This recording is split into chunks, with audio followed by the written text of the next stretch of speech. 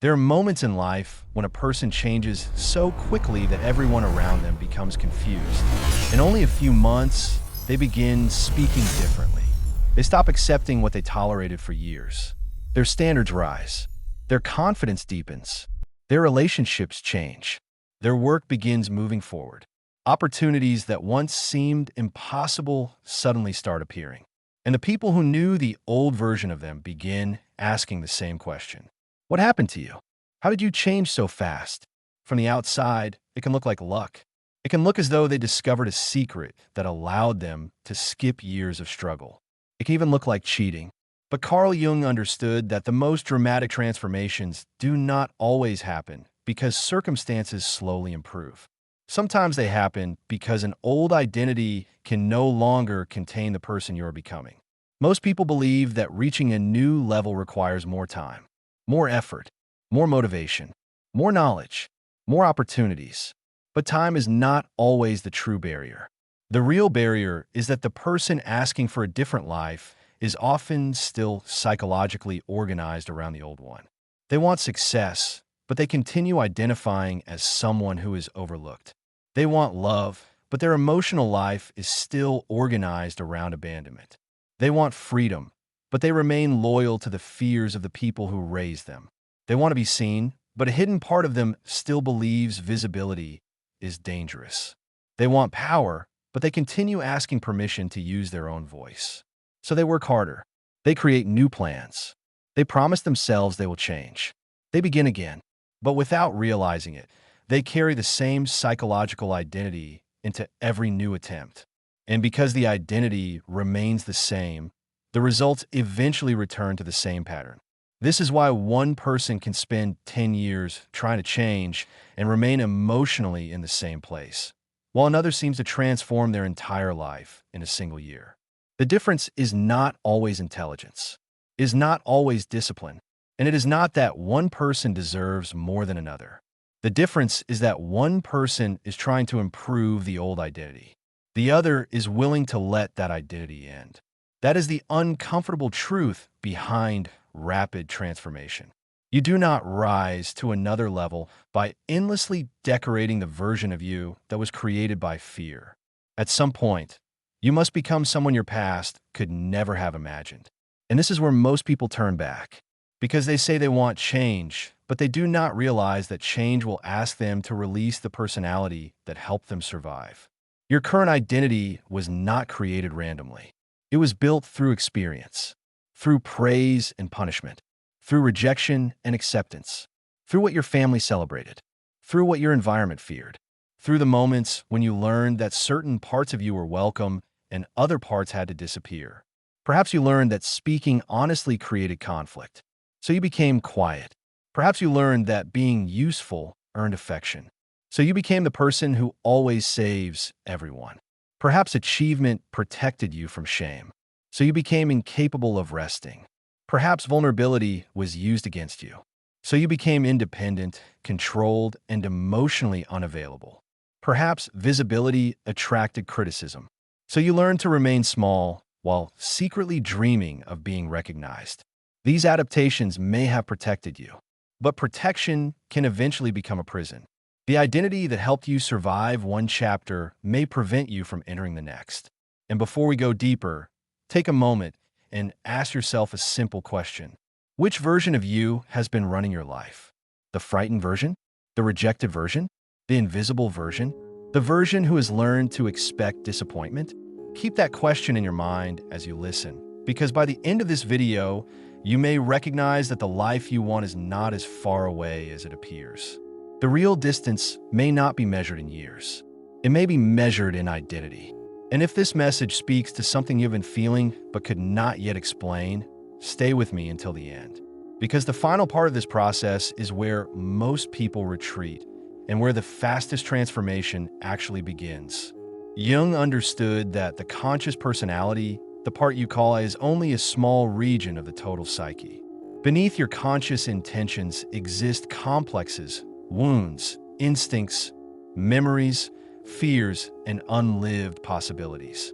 These unconscious forces influence what feels safe, what feels possible, who attracts you, what opportunities you recognize, what level of responsibility you can tolerate, and how much success you can experience before you begin sabotaging yourself. You may consciously say, "I want a new life," but the unconscious may respond, "A new life would separate us from everything familiar." You may say, "I want to become successful," but the unconscious may answer, "Success will make us visible, and visibility once caused pain." You may say, "I am ready for love." A wounded complex may whisper, "Love means losing control." You may say, "I want to lead," but the old identity may believe that power will cause rejection. This is why transformation often feels like an internal battle. Part of you is moving toward the future. Another part is trying to protect the past. And as long as you misunderstand this conflict, you may call yourself lazy, inconsistent, broken, or incapable. But your resistance is not proof that you cannot transform. Resistance reveals where the old identity is still alive. The fastest transformation begins when you stop fighting only the behavior and start discovering the identity beneath it. Procrastination is often not merely a time management problem. It may be fear of judgment. Perfectionism is not always dedication to excellence. It may be an attempt to avoid shame. People-pleasing is not always kindness. It may be fear of abandonment. Constant preparation is not always responsibility. It may be a strategy for never becoming visible. And remaining in a painful situation is not always weakness. Sometimes it is unconscious loyalty to the life your identity already understands. If you want to rise quickly, you must become radically honest about what has been keeping you at your current level. Not so you can judge yourself, so you can stop allowing hidden patterns to make decisions in your name. Jung warned that until you make the unconscious conscious, it will direct your life, and you'll call it fate. This means your future does not change simply because you desire something different. It changes when you become conscious of the part of you that repeatedly recreates what is familiar. Imagine someone who wants to become successful. They picture a larger career, financial freedom, meaningful work, and recognition. But their daily identity is organized around hesitation. They delay important actions. They constantly compare themselves. They wait to feel certain.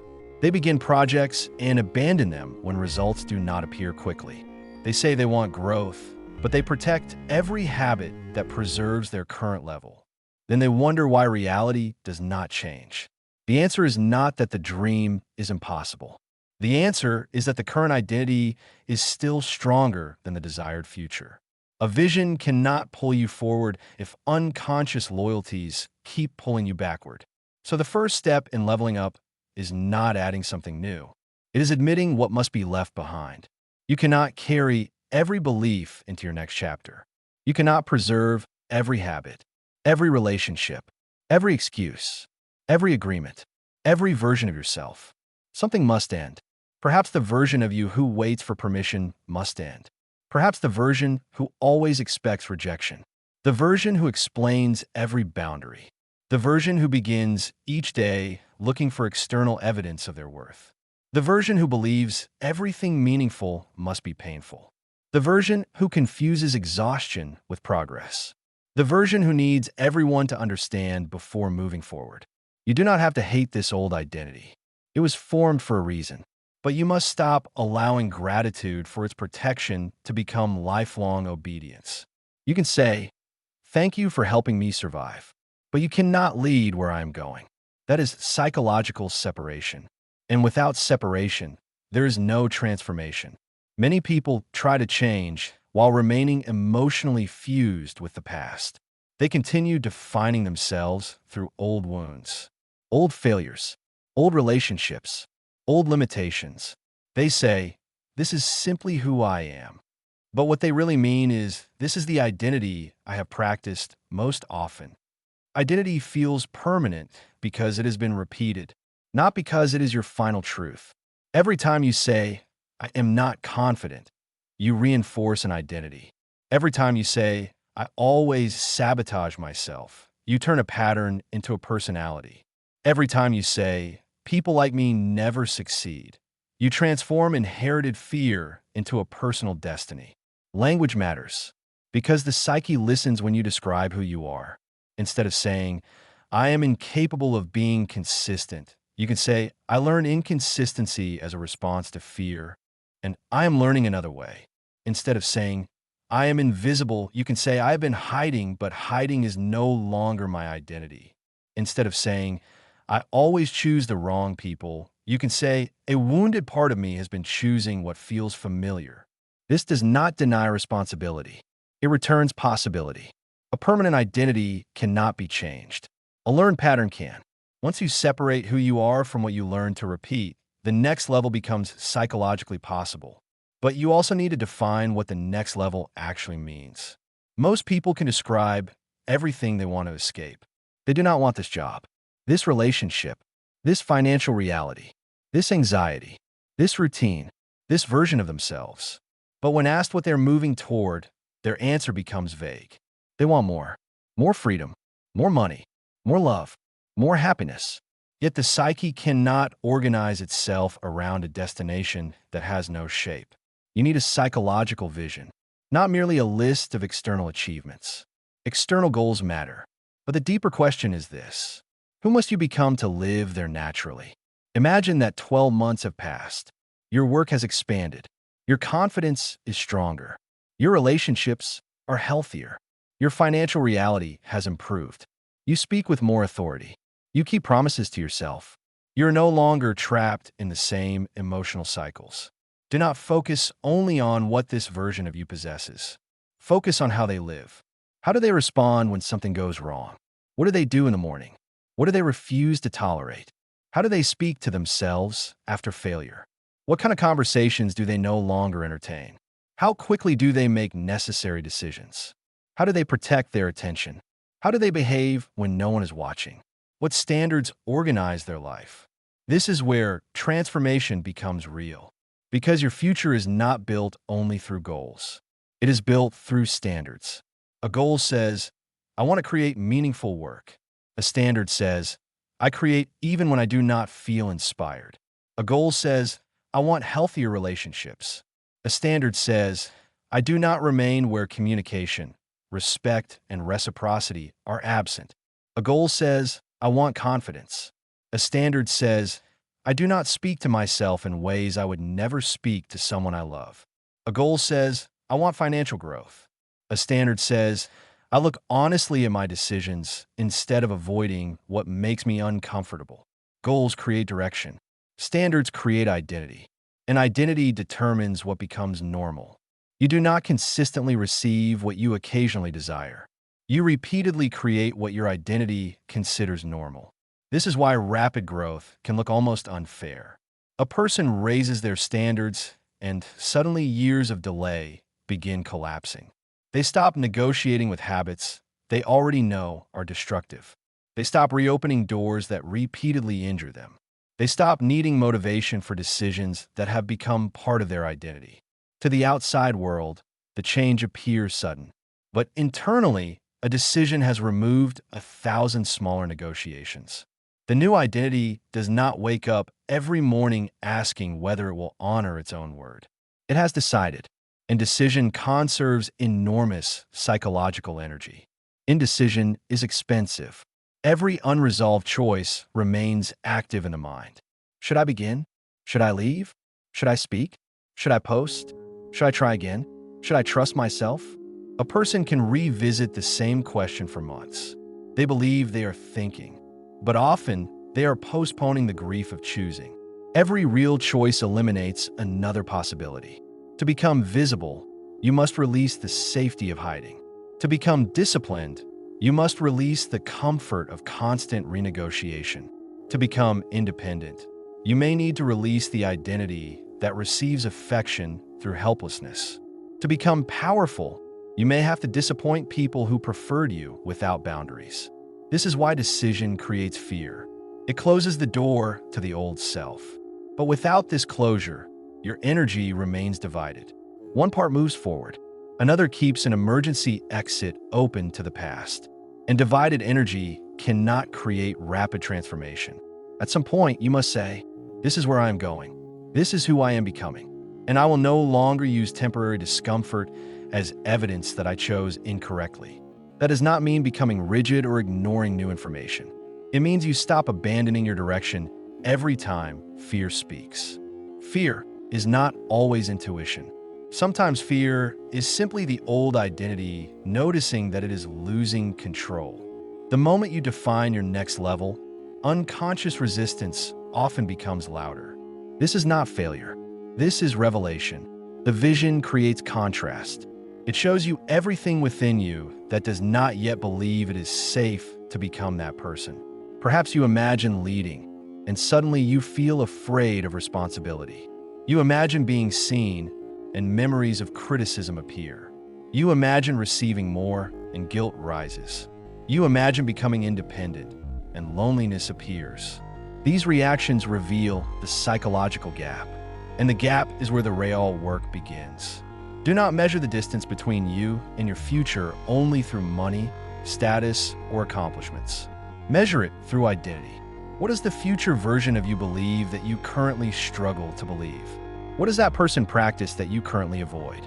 What do they no longer accept that you still normalize? What emotions can they tolerate without returning to an old coping mechanism? What responsibility can they carry? What truth can they speak? What uncertainty can they survive? The distance between two levels is often the distance between two standards of consciousness. And that distance can sometimes be crossed faster than external logic suggests. Because one decision can alter your direction. One boundary can end a pattern. One courageous action can create evidence that changes your self-concept. One honest realization can release years of unconscious repetition. This is why transformation is not always linear. You may appear stuck for years and then change rapidly when a hidden pattern becomes conscious.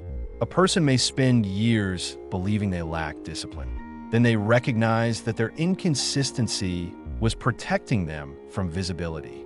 Once they work with the fear of being seen, consistency becomes easier. Another person may spend years chasing emotionally unavailable people. Then they recognize that pursuit allowed them to avoid the deeper vulnerability of mutual intimacy.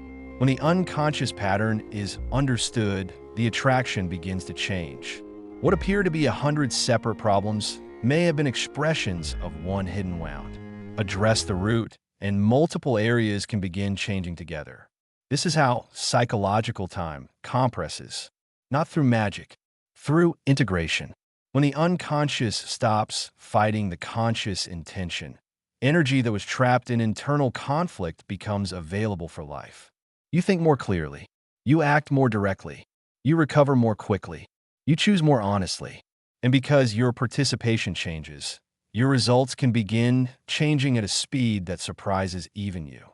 But integration does not mean that every part of you suddenly agrees with the future. It means that the conflicting parts are finally brought into the same room. The ambitious part, the frightened part, the exhausted part, the wounded part, the part that wants to be seen, and the part that still associates visibility with danger.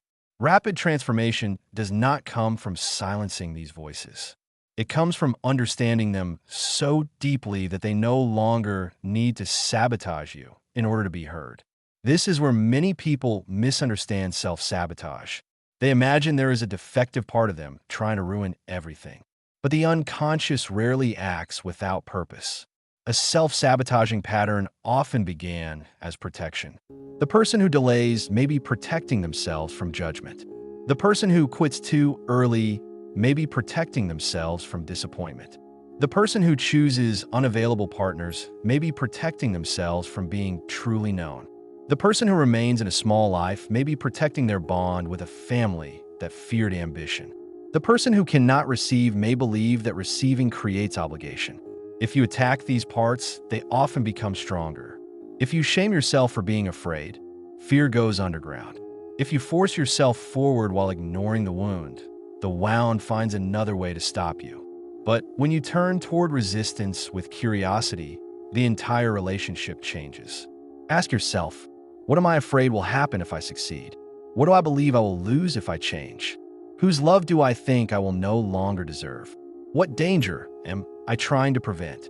What happened the last time I was visible, powerful, honest, or independent? These questions may uncover a psychological truth far more useful than another productivity technique. Perhaps success unconsciously means separation. Perhaps confidence means becoming like someone you once resented. Perhaps money means conflict. Perhaps leadership means exposure. Perhaps love means losing yourself.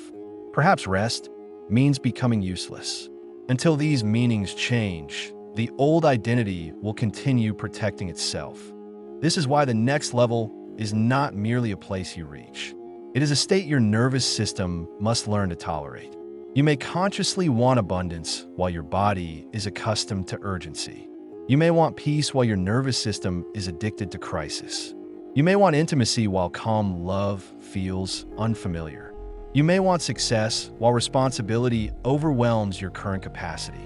You may want freedom while structure feels threatening. The future version of you is not only thinking differently. They can hold more. More visibility, more uncertainty, more responsibility, more love, more criticism, more opportunity, more complexity, more power. And if your nervous system has never learned that these experiences are safe, you may unconsciously return to the level that feels familiar. This is why some people reach a new level and quickly lose it.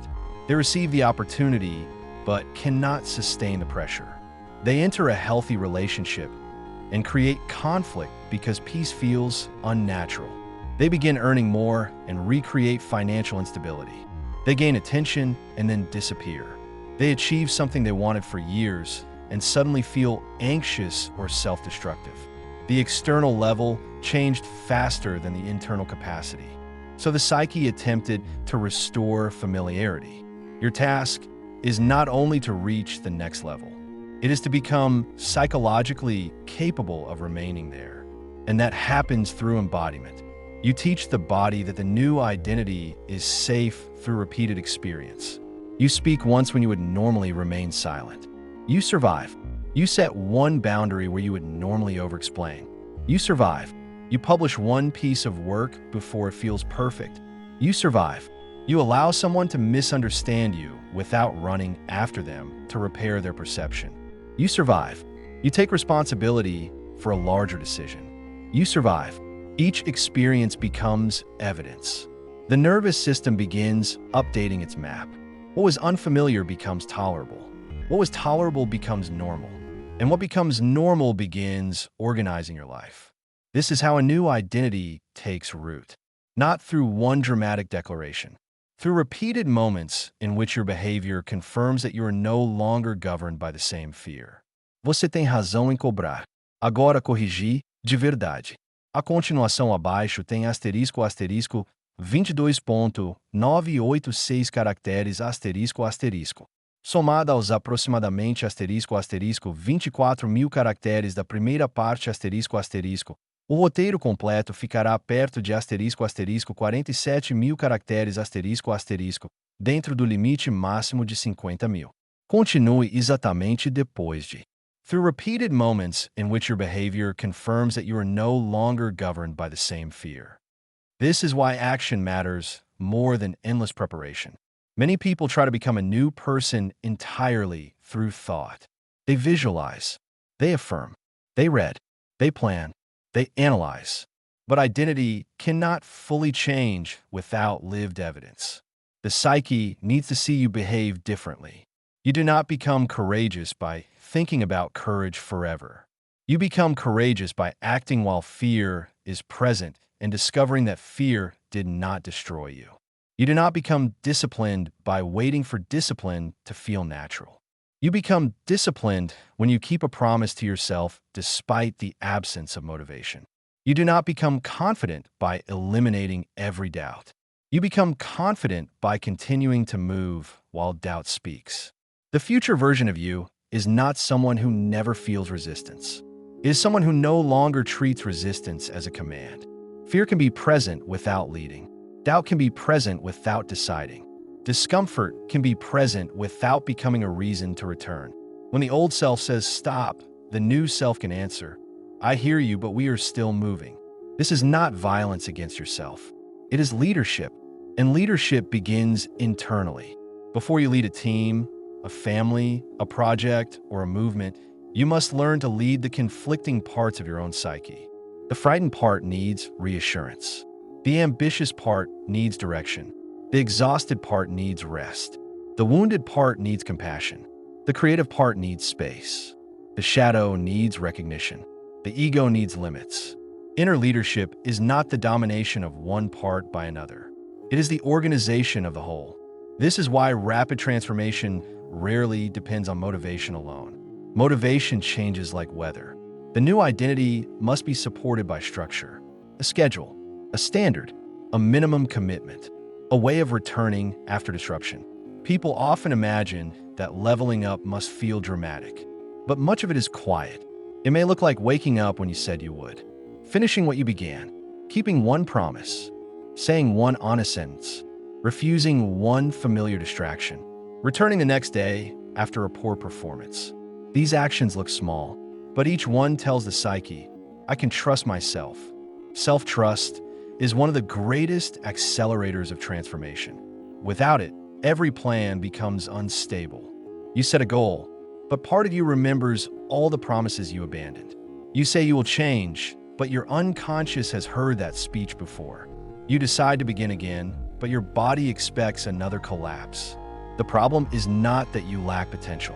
The problem is that your word has lost psychological weight. So do not begin by making enormous promises. Begin by rebuilding credibility with yourself. Choose commitments small enough to keep and meaningful enough to matter. If you say you will work for 30 minutes, work for 30 minutes. If you say you will stop contacting someone for 7 days, honor the 7 days. If you say you will write one page, write one page. If you say you will look honestly at your finances, open the numbers. Every kept promise restores authority, and authority changes identity. Eventually, you stop seeing yourself as someone who is trying to become consistent. You become someone who returns. That word matters. Returns. Because no transformation is perfect. You will have difficult days. You will be triggered. You will repeat an old habit. You will lose focus. You will question yourself. The difference between the old and new identity is not that the new one never falls.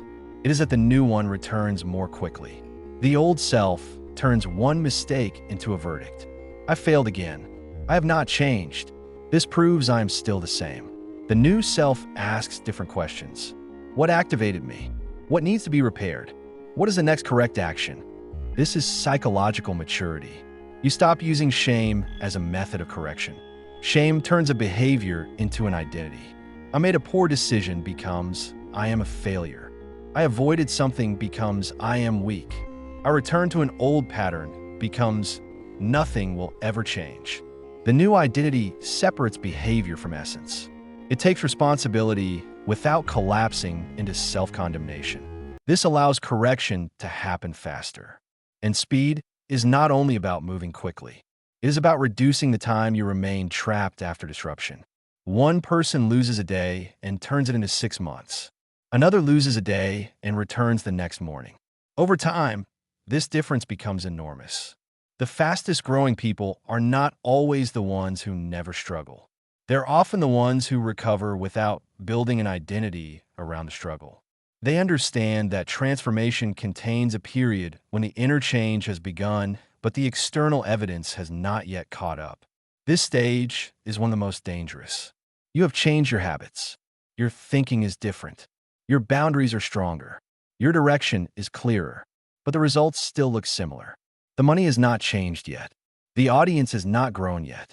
The opportunity has not appeared. The recognition has not come. You're a new self standing in an old environment. And the old environment keeps trying to tell you who you used to be. This is the testing period.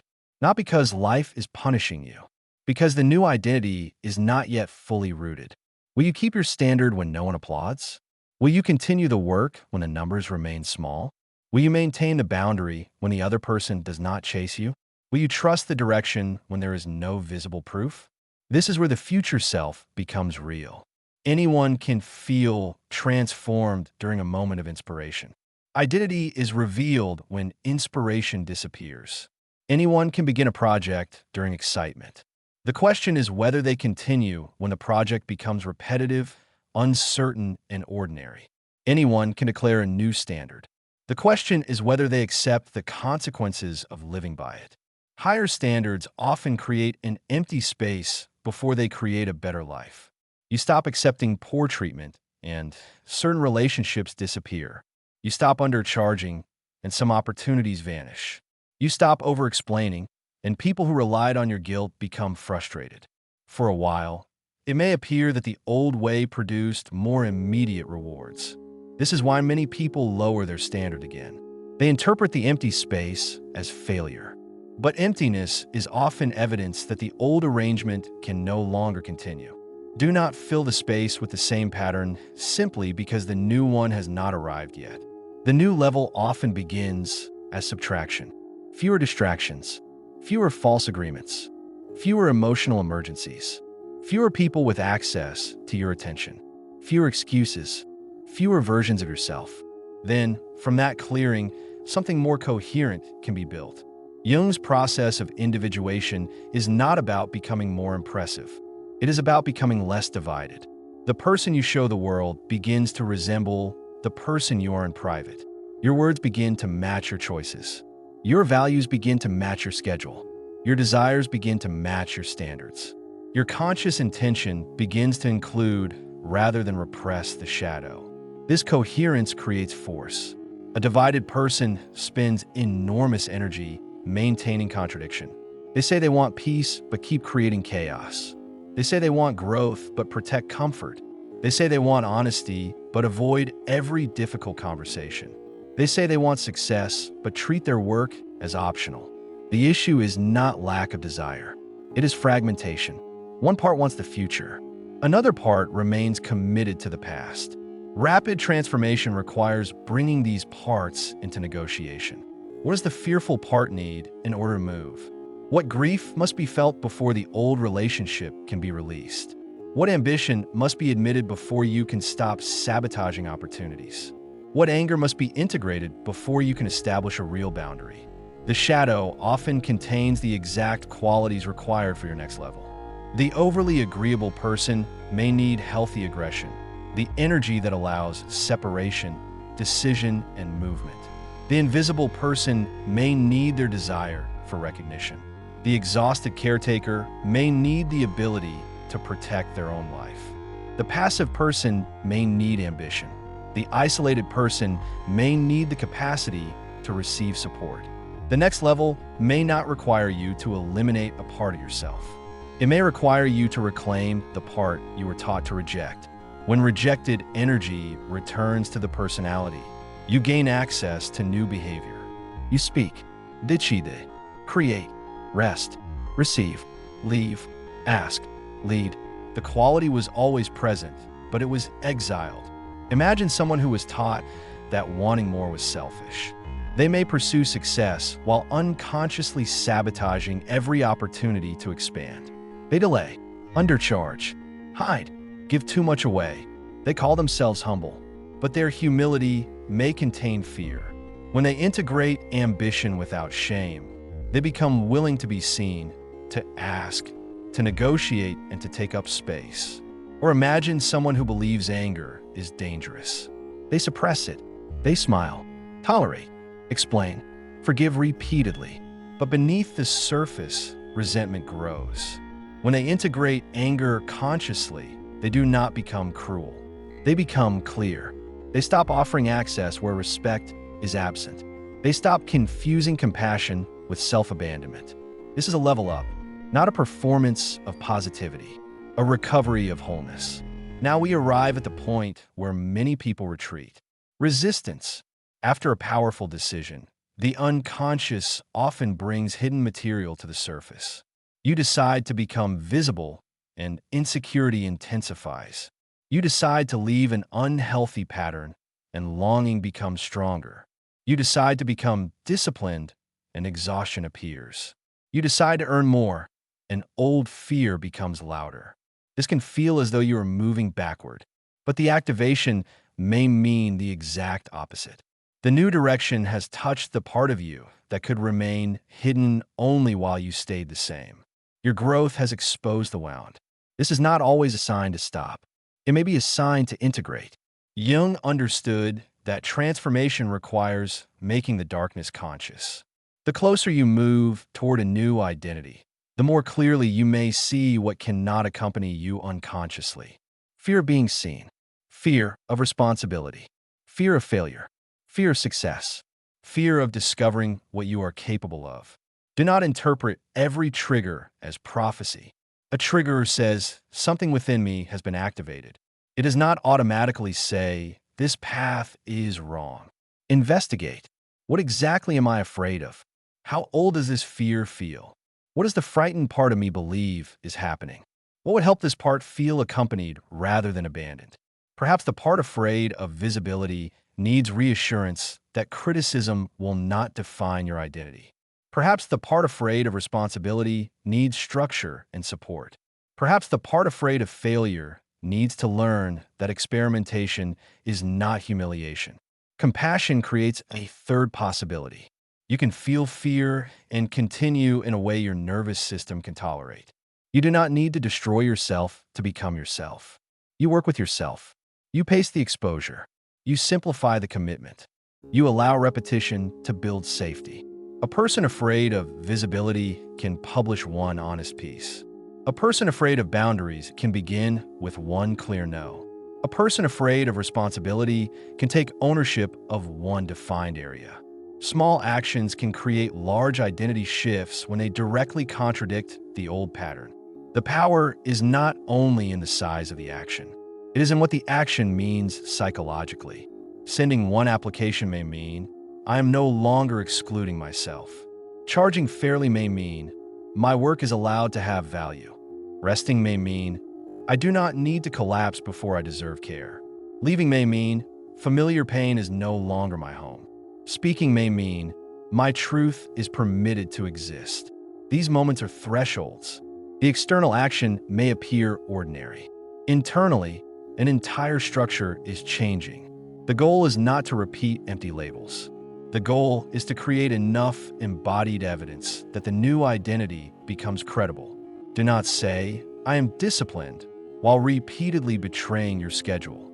Say, I am learning to become someone who returns, and then return. Do not say, I am fearless. Say, fear no longer makes every decision, and prove it through one action. The psyche trusts evidence more than slogans. Build evidence, quietly, daily, especially when no one is watching. Your private behavior is the foundation of public transformation.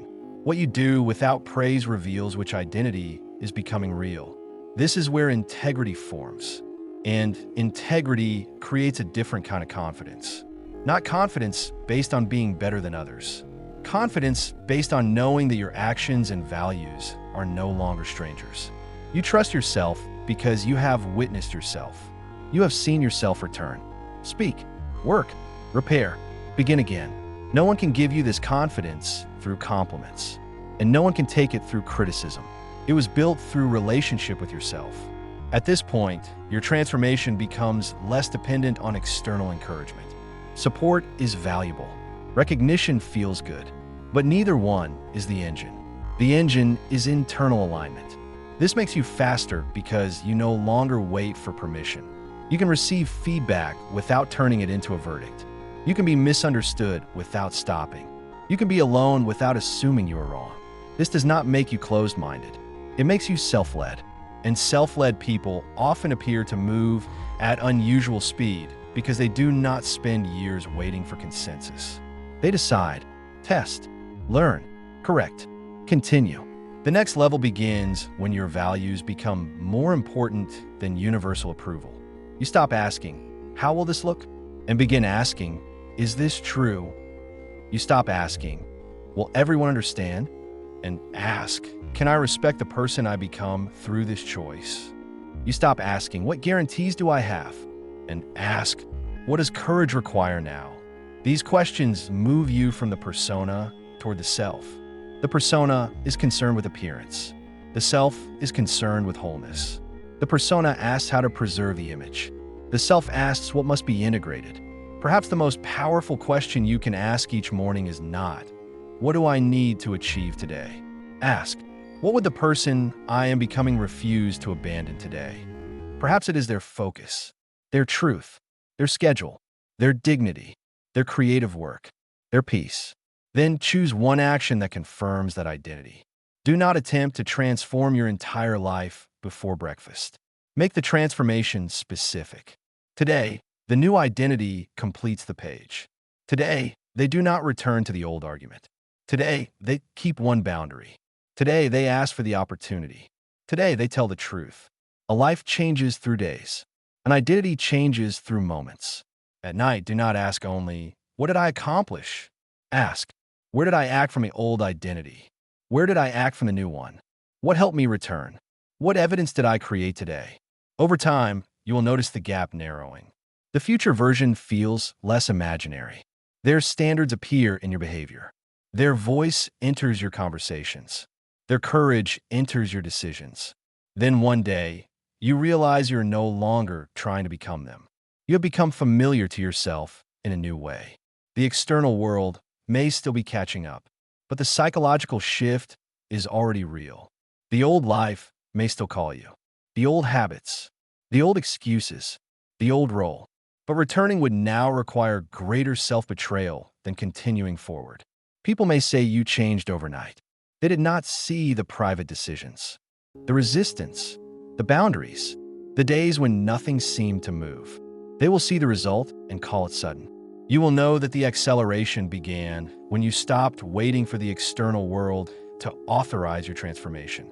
You defined the person your future required. You identified the psychological gap. You reclaimed qualities hidden in your shadow. You raised your standards. You protected your attention. You acted before certainty. And you continued long enough for the new self to become normal. That is how you level up so quickly that it appears almost impossible. You do not compress time by controlling every outcome. You compress time by ending the patterns that keep restarting the same chapter. You stop spending years in indecision, years asking the wrong people for permission, years abandoning yourself after one disappointment, years waiting to feel completely ready. The moment repetition ends, movement begins. So imagine the next 6 months of your life. The time will pass whether you remain loyal to the old self or begin practicing the new one. 6 months of reacting to the same triggers can preserve the same reality. 6 months of conscious choices can make your current identity feel like a distant memory. You do not need to know exactly what will happen. You need to know what you're no longer willing to repeat. You need a direction strong enough to organize your attention, a standard strong enough to survive temporary discomfort, a relationship with yourself strong enough to hold you when external evidence is delayed.